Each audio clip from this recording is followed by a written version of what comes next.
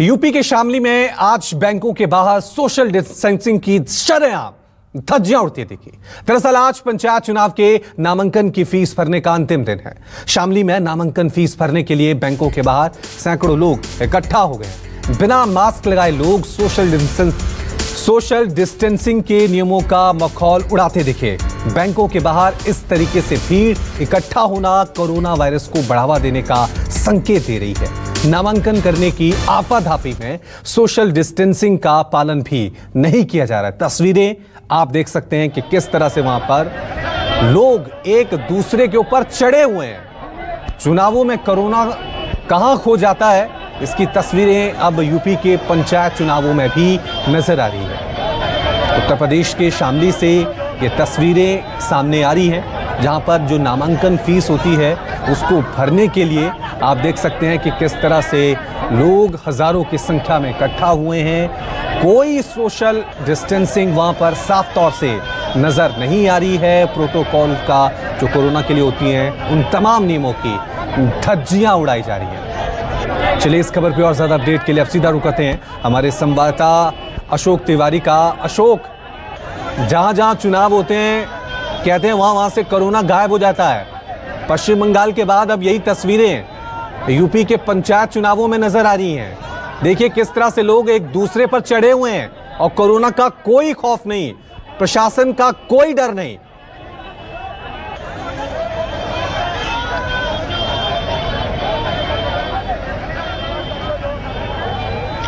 देखिए, निश्चित तौर पर दरअसल जनपद शामली में जिस बैंक के बाहर की तस्वीर सामने आई है, ये दरअसल बीडीसी और जो तमाम पंचायत चुनाव के उम्मीदवार हैं वो वहां पर अपनी फीस जमा करने के लिए गए हुए थे। और जिस तरह की भीड़ वहां पर सामने आई है उससे कहीं ना कहीं जो प्रशासनिक लापरवाही है वो कही जाएगी कि शामली में बड़ी प्रशासनिक लापरवाही कही जा रही है, क्योंकि सरकारी स्तर पर लगातार ये बात कही जा रही है कि पब्लिक में सोशल डिस्टेंसिंग मेंटेन करने को लेकर जन जागरूकता फैलाई जाए। कल ही मुख्यमंत्री की तरफ से जो फाइनल जियो जारी किया गया है उसमें कहा गया है कि जो तमाम सारी भीड़ भाड़ वाली जगह हैं वहां पर खुद जिलाधिकारी, एसपी और संबंधित अधिकारी खुद वहां पर दौरा करें, लोगों को कम से कम सोशल डिस्टेंसिंग मेंटेन करने के लिए कहा जाए, मास्क का कड़ाई से पालन करवाया जाए मास्क पहनने को लेकर। लेकिन फिलहाल शामली की जो तस्वीर है वो एक बड़ी पोल खोल रही है। कम से कम शामली में जिला प्रशासन की एक बड़ी लापरवाही ये तस्वीरें सामने ला रही हैं। और अगर ऐसी ही तस्वीरें उत्तर प्रदेश में आती रही तो कोरोना के बढ़ते हुए संक्रमण को रोकने का जो दावा किया जा रहा है शायद वो पूरा नहीं हो पाएगा। वैक्सीनेशन की बात की जा रही है, ये कहा जा रहा है कि हॉस्पिटल्स में बेड उपलब्ध कराए जा रहे हैं, तमाम सारी सुविधाएं की जा रही हैं। लेकिन अगर इस तरह की तस्वीरें और इस तरह की लापरवाही तस्वीरें सामने आती रही तो कहीं ना कहीं कोरोना के संक्रमण की चेन जो है वो लगातार बढ़ेगी और आने वाले दिनों में ये स्थिति और भयावह हो सकती है। साफ तौर से अशोक, ये तस्वीरें जो हैं वो काफी डराने वाली हैं। और सवाल यही है कि जहां जहां चुनाव होते हैं वहां कोरोना गायब क्यों हो जाता है। पश्चिम बंगाल की बात करें, अब उत्तर प्रदेश में पंचायत चुनाव हो रहे हैं, वहां भी कोरोना नियमों की धज्जियां उड़ाई जा रही है।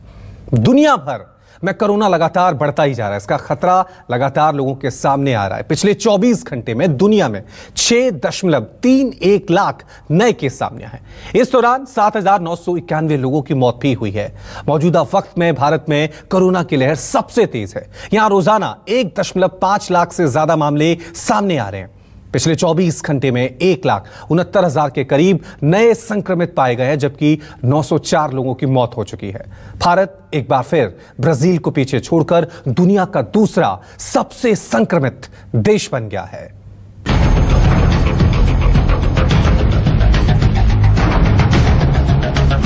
देश भर में कोरोना से हाहाकार, रिकॉर्ड मरीज 1,70,000। 6 महीने में पहली बार 900 से ज्यादा लोगों ने गंवाई जान। महाराष्ट्र, यूपी हो या कर्नाटक, हर तरफ कोरोना विस्फोट।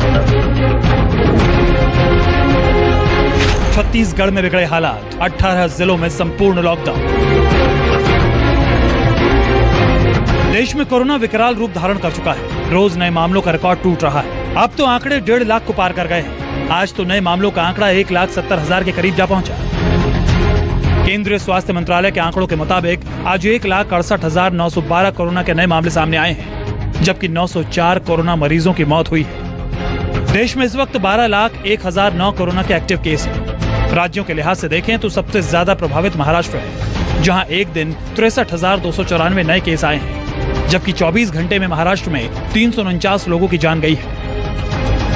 महाराष्ट्र में कोरोना के आंकड़े लगातार बढ़ते जा रहे हैं। मिनी लॉकडाउन लगाया गया है, लेकिन फिर भी जो आंकड़े हैं वो कम होने का नाम नहीं ले रहे हैं। उसकी एक वानगी आपको दिखाऊं कि तमाम जो पब्लिक ट्रांसपोर्ट हैं वहां पर भारी भीड़ देखी जा रही है।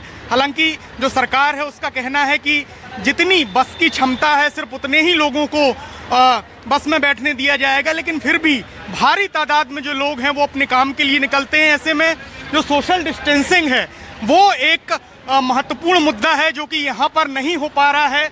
वहीं आपको दूसरी तरफ दिखाऊं कि मिनी लॉकडाउन है, बहुत सारे दफ्तर बंद हैं, लेकिन फिर भी सड़कों पर भीड़ कम नहीं हो रही। आपको मैं यहाँ पर तस्वीरों में दिखाना चाहूँगा कि ये देखिए आप, लंबी लंबी लाइनें यहाँ पर लोगों की लगी हुई हैं, बस का इंतजार किया जा रहा है। सिर्फ महाराष्ट्र ही नहीं, देश के बाकी राज्यों में हालात काफी गंभीर होते जा रहे हैं। कर्नाटक में 24 घंटे में 10,250 नए केस सामने आए। 24 घंटे में 40 लोगों की मौत हुई। कुल केस 10,65,290 तक पहुंच गया है। उत्तर प्रदेश में बढ़ते केस के बाद मुख्यमंत्री योगी आदित्यनाथ पूरी तरह से एक्टिव हो गए हैं। उत्तर प्रदेश में 24 घंटे में 15,353 नए केस सामने आए। 24 घंटे में 67 लोगों की जान चली गई। वहीं कुल केस यूपी में 6,92,000 तक पहुंच चुका है।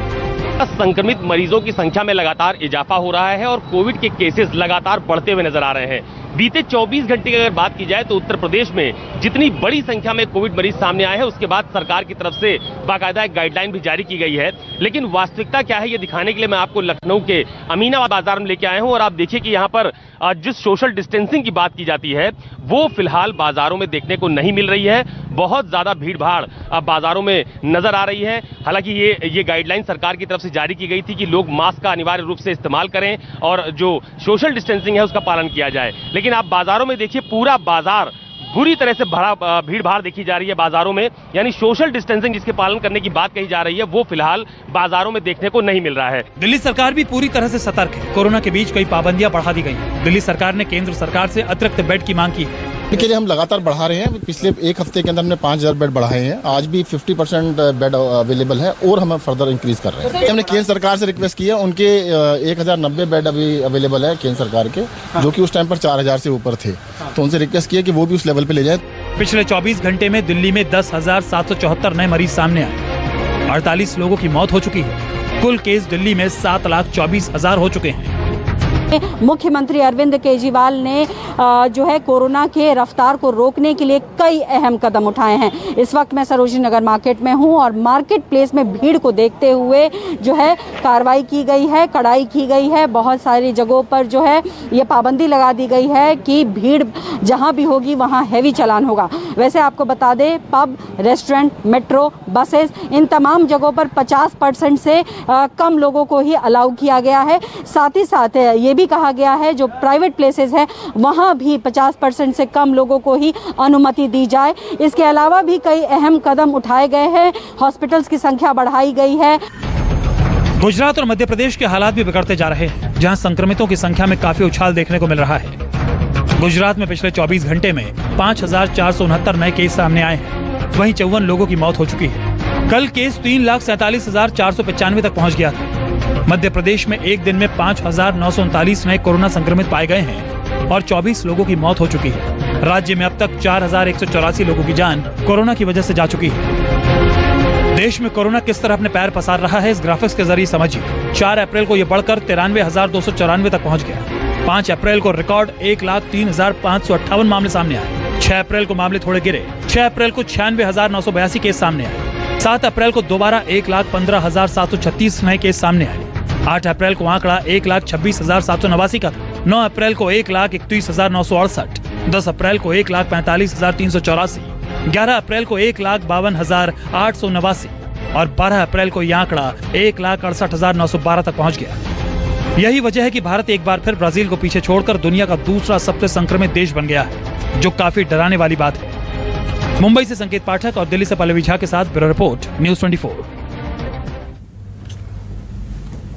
चलिए इस खबर पे और ज्यादा अपडेट के लिए अब सीधा रुक करते हैं हमारी संवाददाता पल्लवी का। पल्लवी, पिछले 24 घंटे में 1,68,000 से ज्यादा नए मामले, यानी हो सकता है अगले 3 से 4 दिन में यह आंकड़ा 2 लाख तक पहुंच जाए। रफ्तार रुक नहीं रही है, इंतजाम किए जा रहे हैं, रणनीतियां बनाई जा रही है, लेकिन उतनी तेजी रफ्तार से कोरोना भी आगे बढ़ रहा है।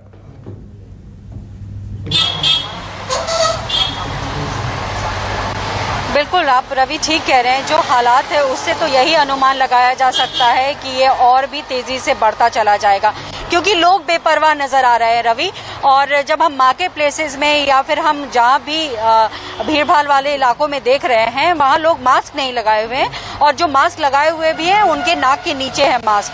तो कहीं ना कहीं बेपरवाह होते जा रहे हैं लोग, और इसीलिए कड़ाई बढ़ती जा रही है। आज रिव्यू मीटिंग थी, अरविंद केजरीवाल ने रिव्यू किया कि कल जिस तरीके से कड़े कदम उठाए गए, कड़े फैसले लिए गए, उसके बाद की क्या स्थिति है। तो अभी फिलहाल कोई नया नियम तो नहीं लागू किया गया है, उसी को सख्ती से पालन करने के आदेश दिए गए हैं।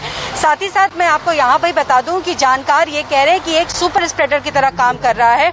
जो पहले हम कोरोना के वेव में देख रहे थे, वो स्थिति ऐसी थी कि 100 लोगों में से 35 लोगों को हो रहा था, लेकिन इस बार 100 लोगों में से 70 से 80 लोगों को हो रहा है।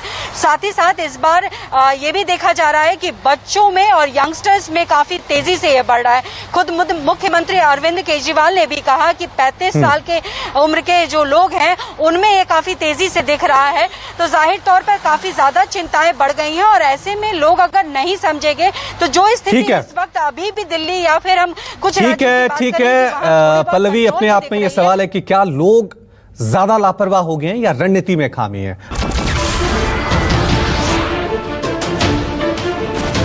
नमस्कार, मैं हूं मानक गुप्ता। अगर आपको हमारा ये वीडियो पसंद आया हो तो इसे लाइक और शेयर जरूर करें, और हां, हमें सब्सक्राइब और फॉलो करना ना भूलें, ताकि आप देश और दुनिया की कोई खबर मिस ना करें। तो जुड़े रहिए हमारे साथ और देखते रहिए न्यूज़ 24।